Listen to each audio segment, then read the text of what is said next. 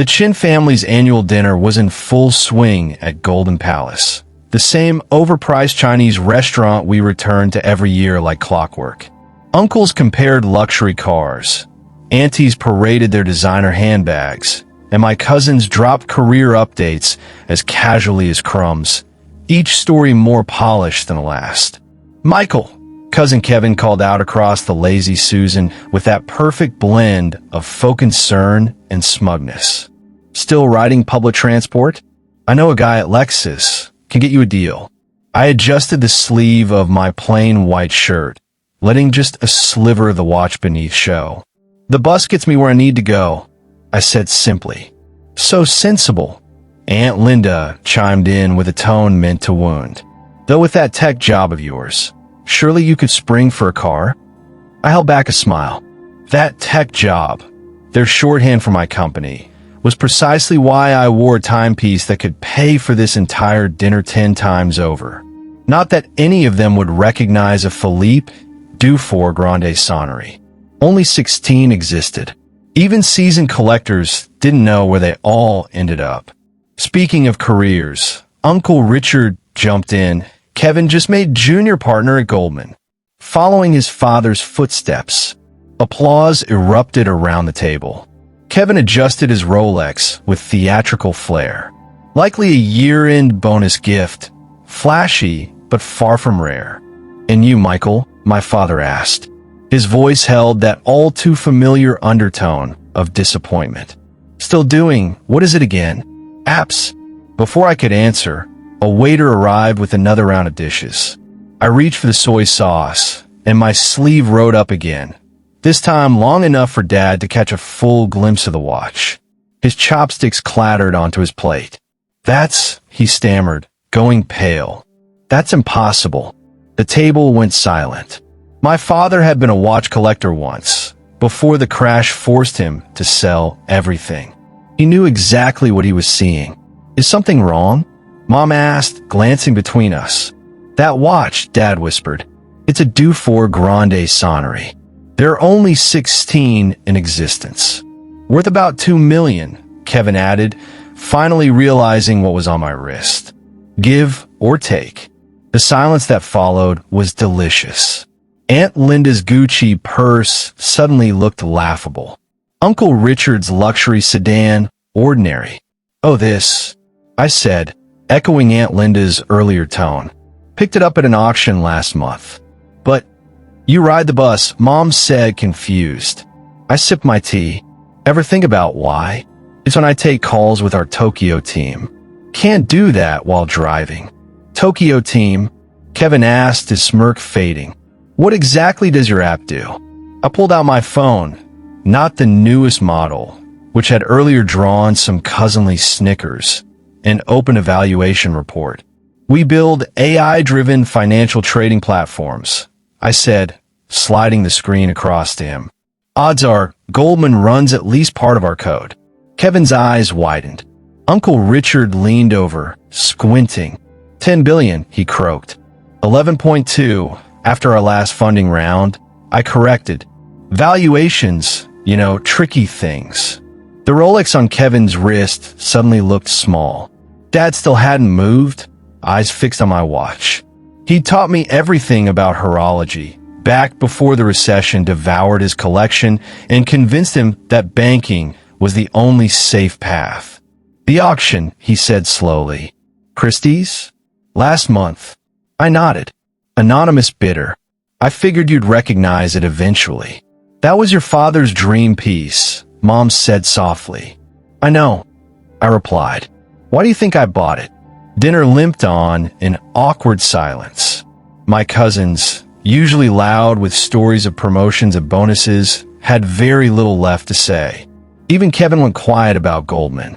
So, Uncle Richard finally ventured. "This company of yours sounds impressive." I glanced at my phone. London was waking up. "We handle about 30% of all AI-generated trades in Asia. Probably closer to 40% once our next merger closes." "Merger?" Kevin perked up, his instincts kicking in. "With whom?" "Can't say," I smiled. You'll probably read about it in the Financial Times. Your team is working on part of the diligence. Kevin went pale. The Quantum Trade acquisition. That's your firm. Dad's head snapped up. Quantum Trade? The Singapore startup transforming Asia's markets. Among other things, I said vaguely. NDAs had teeth. Aunt Linda leaned in, her prior condescension replaced by calculated charm. Michael, darling, why didn't you tell us any of this? We thought, well, you take the bus. I adjusted the watch again, letting it catch the chandelier light. Sometimes, I said, success doesn't need an audience. Uncle Richard pivoted, sensing a window. You know, I've been meaning to diversify my investments. We should talk. Sorry, I said, polite but final. Last round was oversubscribed by about 3 billion. The table dropped into silence again. That number was more than their combined portfolios. Mom touched my arm gently. But why keep all of this secret, son? I looked up at her. Because I wasn't chasing your approval. I was building something real. Dad finally spoke again. There was a bidding war, he murmured. That watch went way above its estimate. I know, I said. I was the other bidder. He blinked. You drove the price up? I couldn't risk anyone else getting it. I shrugged. It was your grail, Dad. Kevin, still licking his wounds, cleared his throat. Well, at Goldman, we often say... I cut him off, glancing at my phone. Actually, your trading desk just switched to our new Algo suite. You'll get the memo Monday. He visibly deflated. Junior partner didn't shine so brightly anymore. Aunt Linda tried again. Michael, you must come to the club next weekend. There's someone I want you to meet. Can't, I said. Board meeting in Singapore. You're flying commercial? Uncle Richard asked, hopefully. No, I grinned. On my jet. Outside, as family filtered out, gathering coats and keys, Dad followed me into the crisp night air. That watch, he said finally. It's the one I had on my desk for years. I nodded. The one you used to show me as a kid. Said only 16 people would ever own one. His breath fogged in the cold. Is that why you bought it? He asked. To prove something? I pulled up my sleeve, letting him study the piece in full. The moon phase glinted under a streetlight, the kind of perfection that outlives price tags. No, I said, I bought it because it reminded me what you used to say, that real value is about craftsmanship, rarity, intention, not money. Kevin and Uncle Richard rushed out behind us, shouting into phones, probably calling brokers.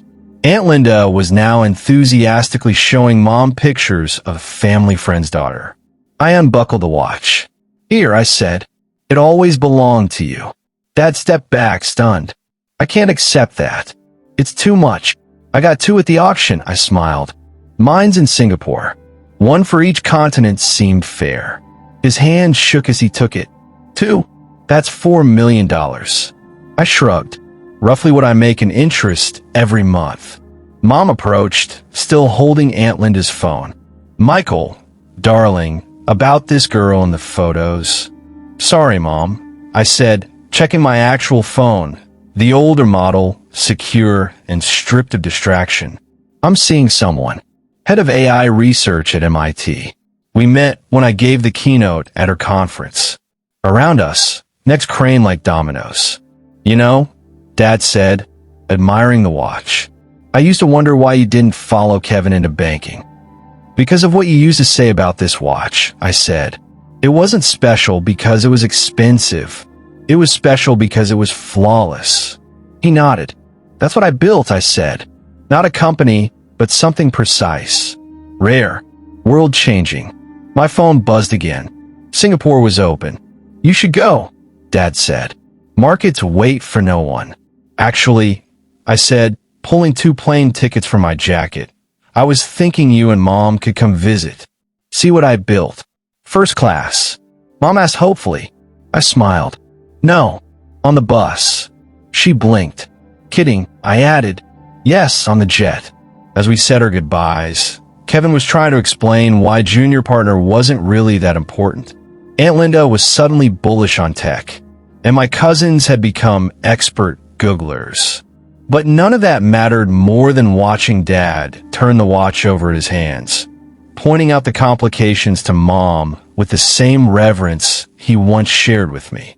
Some things are worth more than money, like the look on a father's face when he realizes his son didn't just succeed. He honored the dream. I took the bus home that night, as usual. But this time, I spent the ride planning how to rebuild Dad's old watch collection, one masterpiece at a time. Because sometimes, taking the bus doesn't mean you're poor. It means you're too busy building an empire to care who's watching.